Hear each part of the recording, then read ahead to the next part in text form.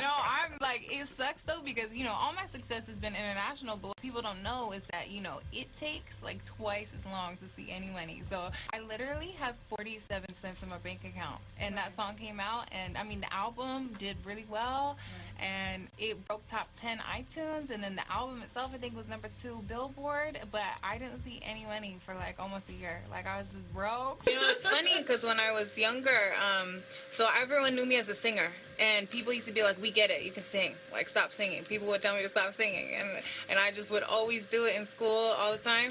And then this one day, I always love rap music. Like, my biggest influences are Missy Elliott, Ludacris. Like, I love character rappers, Busta Rhymes, like Sim Shady, And so this one day, I decided like to write a rap, right? And I remember I went around to all my friends, and I have friends that do music and stuff, and I'm like, "Will you let me?" I wrote this rap, like, can I do it for you? And they were like, no. Right, it's very difficult because, some people,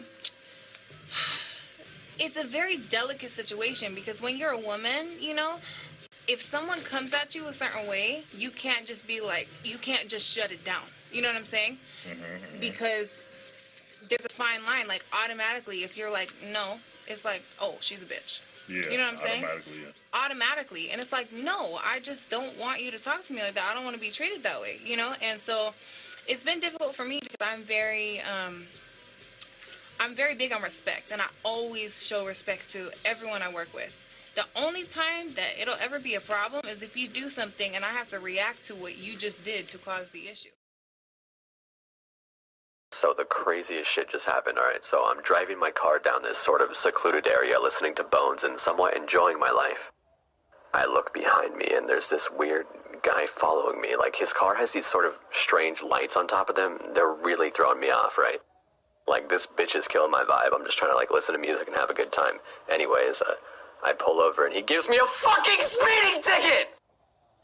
Anyway, if you could take anything from my story and possibly learn from it, I would say don't drive on secluded roads and have a good time because scary men will pull you over and you don't want that. Oh, hey, didn't see you there. You must have confused me for a man that can't open foil because I most definitely can, especially at late hours of the night where nothing is open and I can go get more whilst essentially needing it to cook anything. I am a man who can do simple tasks like opening foil and not fuck it up and cut it with a knife a million times. That's not me. I fucking hate foil!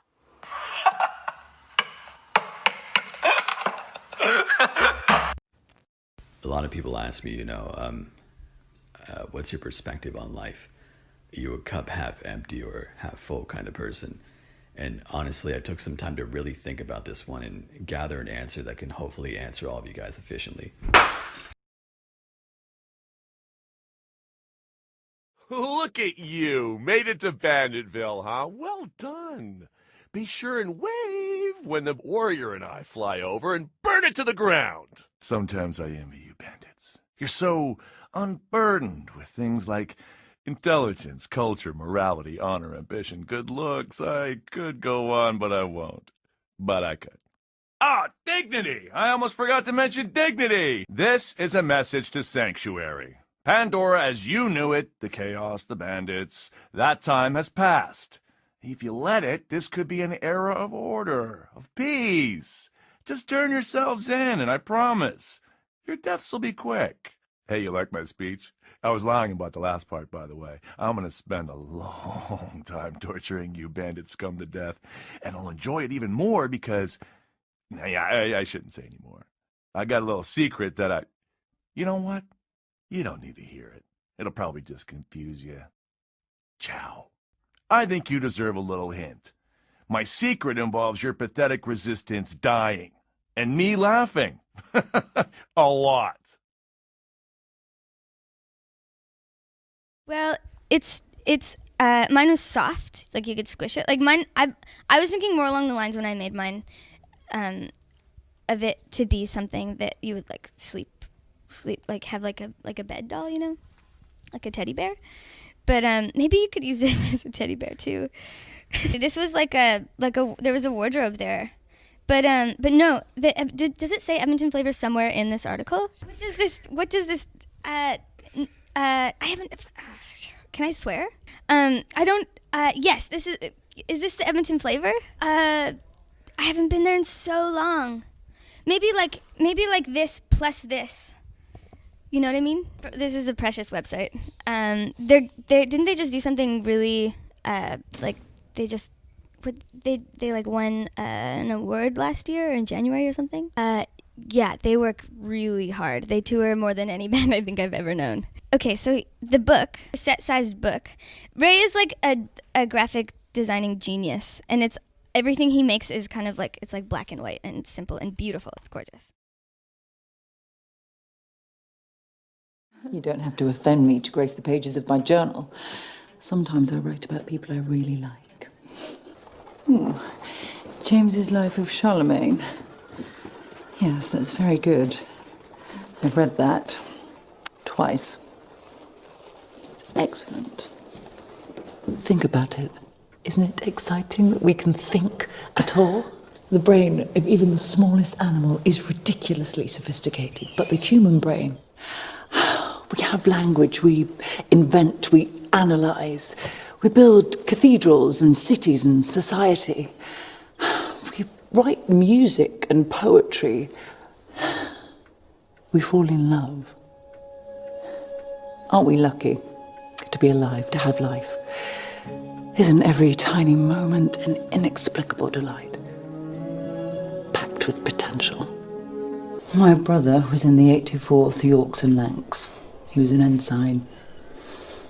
I taught him how to shoot straight, and he taught me how to fight with a sword. He drowned in a river in Ireland 18 years ago. Just turned 20. Well then, let's hope he fares better than my poor Sam did. After a fashion, I've never been called upon to do it, but you never know the day. Oh, really? But I adore the Lake District. Wild horses wouldn't keep me away. Any excuse. And anyway, I had nothing else to do that afternoon.